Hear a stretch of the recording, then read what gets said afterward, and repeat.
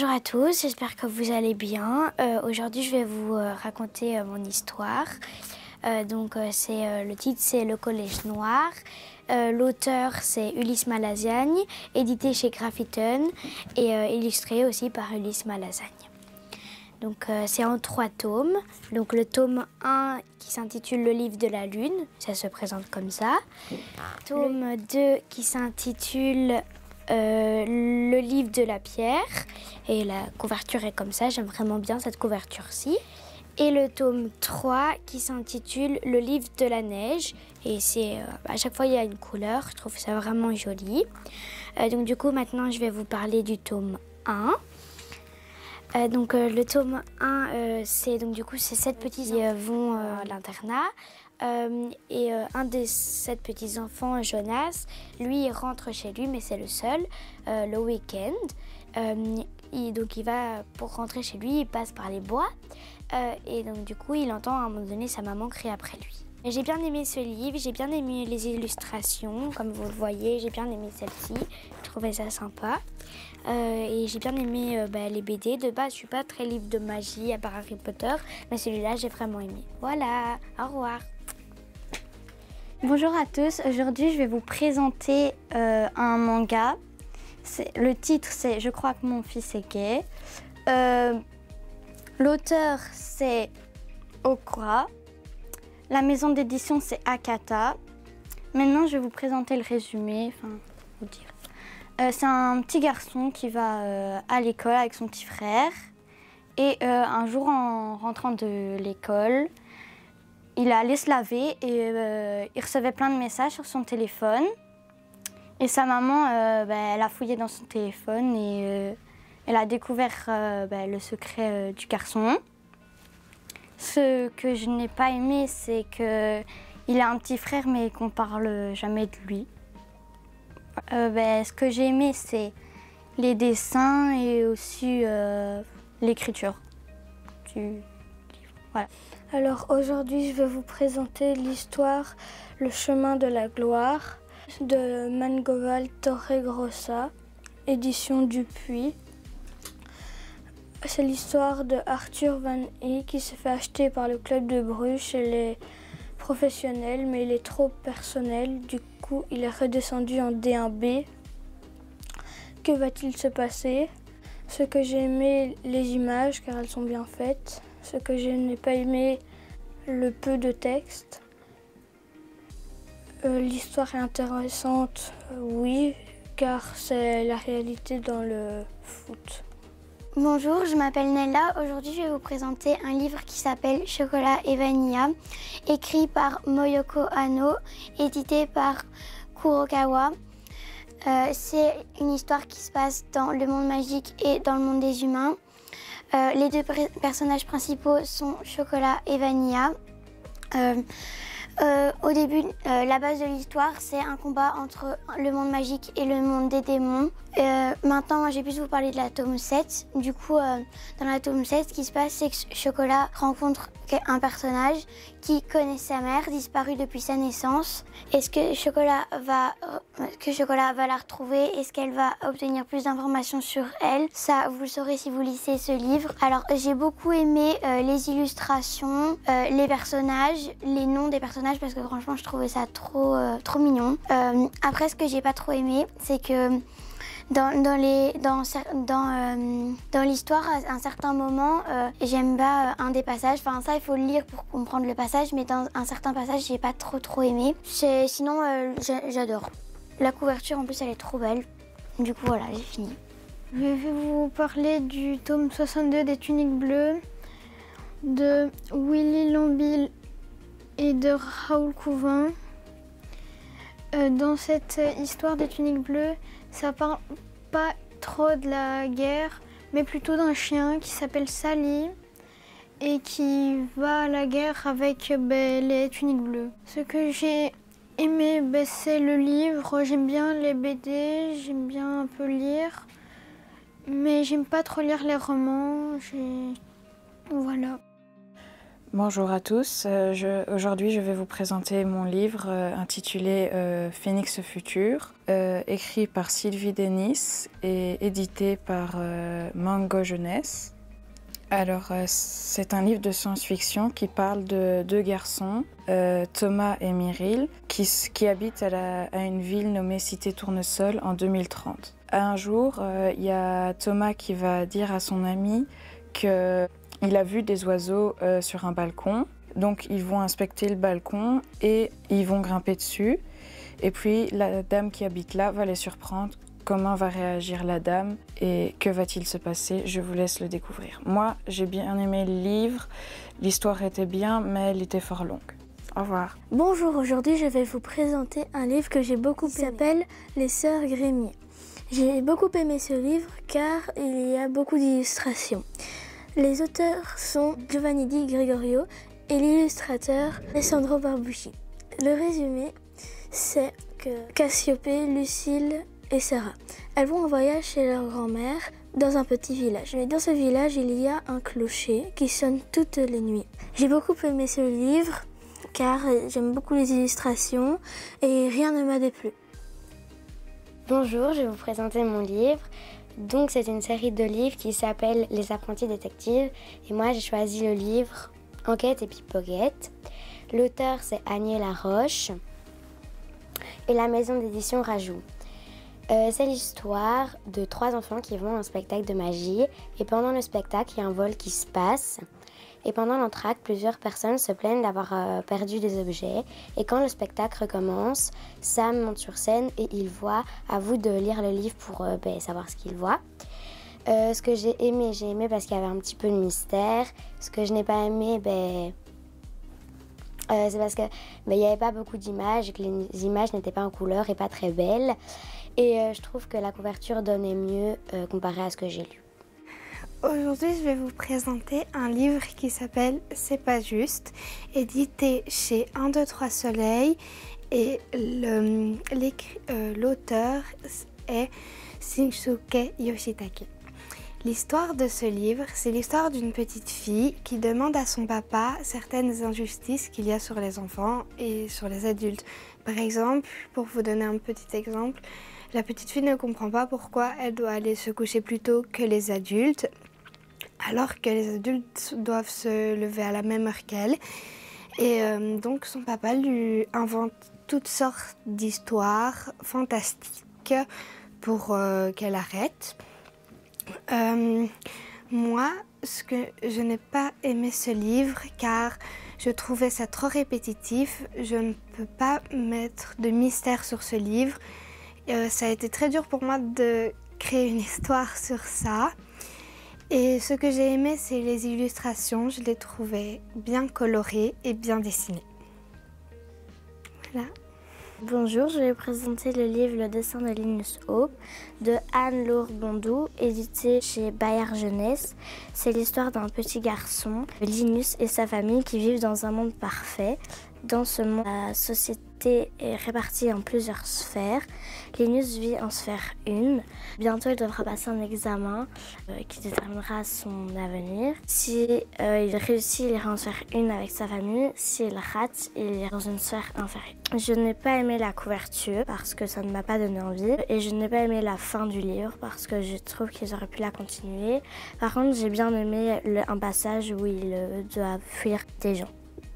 Bonjour à tous, je vous présente le livre La petite poule qui volait des perles de Axel Scheffler, édité par Joie de lire. C'est une petite poule qui travaille dans une bijouterie qui vole des perles à son patron à la fermeture. Un jour, le roi venait et déposait sa couronne avec plein de perles pour la réparer. Est-ce que la petite poule va voler la couronne ou va essayer de se contrôler et ne pas la voler? À vous de découvrir ce livre. Si jamais il sera à la bibliothèque Rimbaud. Je n'ai pas aimé l'histoire parce que je trouve que ce n'est pas de mon âge. Je conseille 6-8 ans. Et aussi, je trouve que les dessins sont plus pour les petits aussi. Au revoir. Aujourd'hui, je vous présente le livre, enfin c'est une BD de foot, Une flamme immense, écrit par Ricardo Venasio et édité chez Sport Collection Dupuis. À 17 ans, Yuri, il joue chez les jeunes du club de foot de Benfica et c'est le meilleur de son équipe. Mais un jour, un nouveau joueur arrive et ils sont en concurrence, mais Yuri se blesse direct. Et dès qu'il revient de blessure, il se dispute avec le nouveau joueur et il est suspendu pendant très longtemps. Et un jour, son ami va le chercher et tout va changer. Moi, personnellement, j'ai vraiment bien aimé, c'est seulement que j'ai trouvé qu'il était trop court et voilà. Au revoir. Bonjour tout le monde. Donc aujourd'hui, je vais vous présenter un manga qui s'appelle Iceland Voice. L'autrice s'appelle Yoshitoki Omai. La maison d'édition s'appelle c'est Clown Shonen, un truc comme ça. Kiun. Donc le résumé, c'est donc je vais vous dire le résumé. Donc c'est une petite fille qui va dans un collège et elle est sourde depuis sa naissance. Et dans son collège, il y a un garçon, c'est un peu le leader. Et elle va se faire un peu agresser violemment, verbalement et avec les gestes et tout. Et du coup, voilà, je ne veux pas vous en dire plus. Et du coup, moi j'ai bien aimé les illustrations, etc. Et je n'ai pas aimé la violence. Je n'ai pas aimé. Les trucs, par exemple, ouais, je vais taper ou des trucs ainsi, j'ai pas trop aimé, c'est pas trop mon truc, mais je vous recommande. Voilà. Bonjour à tous. Aujourd'hui, je vais vous présenter un livre qui s'appelle La Merveille, écrit par Tom Percival, maison d'édition Kiman. Alors, c'est une fille qui s'appelle Sophia, qui a un doudou qui tient vraiment à cœur. Et un jour, elle décide d'aller à la plage avec son papa. Il faisait beau, voilà. Et après, quelques minutes après, il a commencé à faire noir. Donc ils se sont vite dépêchés, ils ont pris leur affaire et ils se sont vite dépêchés pour retourner chez eux. Et quand ils sont retournés chez eux, ils ont vu qu'ils avaient perdu le doudou. Alors ce que j'ai aimé, c'est les illustrations. Je trouvais que c'était bien coloré, c'était clair. Par contre, j'ai trouvé ça un petit peu court. Mais franchement, n'hésitez pas à le prendre parce que moi, j'ai vraiment bien aimé. Voilà, je suis contente. À la fin, j'étais contente quand même. Voilà. Aujourd'hui, je vais vous parler du livre Éternel Barcelone, écrit par Dalmaz et illustré par... ce livre parle d'une jeune adolescente, Johanna, qui est très triste à cause du divorce de ses parents et elle est chez sa maman qui travaille beaucoup. Et pour les vacances, elle va chez sa grand-mère qui lui raconte une histoire qui lui parle de l'histoire des femmes de sa famille qui ont un rapport avec des joueurs du club de Barcelone. Et je vous laisse découvrir l'histoire. Moi j'ai bien aimé le livre, c'est juste qu'il était un peu court et j'ai bien aimé aussi les dessins parce qu'ils étaient réalistes. Alors bonjour, je vais vous présenter mon livre qui s'appelle Ne t'inquiète pas pour moi. L'auteur est Alice Kuiper et la maison d'édition est Albin Michel. L'histoire est d'une petite fille et sa maman qui ne se voyaient pas beaucoup, donc pour se communiquer, ils écrivent des messages sur le frigo. Et un jour, la maman va recevoir un message du médecin en lui disant qu'elle a peut-être un cancer. Elle l'écrit à sa fille et sa fille lui dit qu'elle doit absolument se soigner. Mais la maman ne veut pas.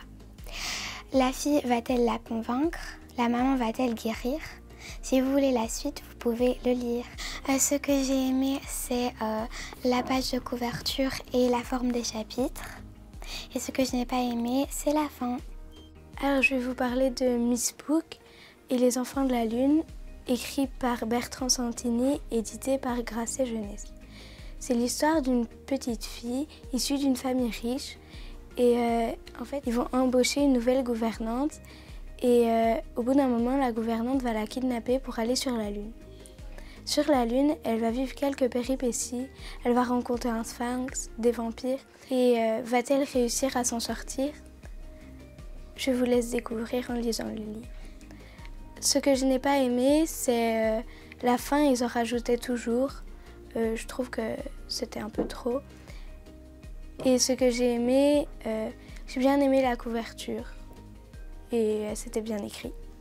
Bonjour, aujourd'hui je vous présente l'histoire des Jeux Olympiques de Gallimard Jeunesse. Dans ce livre, on peut y retrouver la nourriture des athlètes, comment ils mangent, leurs équipements, les jeux antiques, les plus grandes stars. J'ai bien aimé ce livre parce qu'il racontait beaucoup de choses sur les Jeux Olympiques, comme la flamme olympique ou des choses comme ça.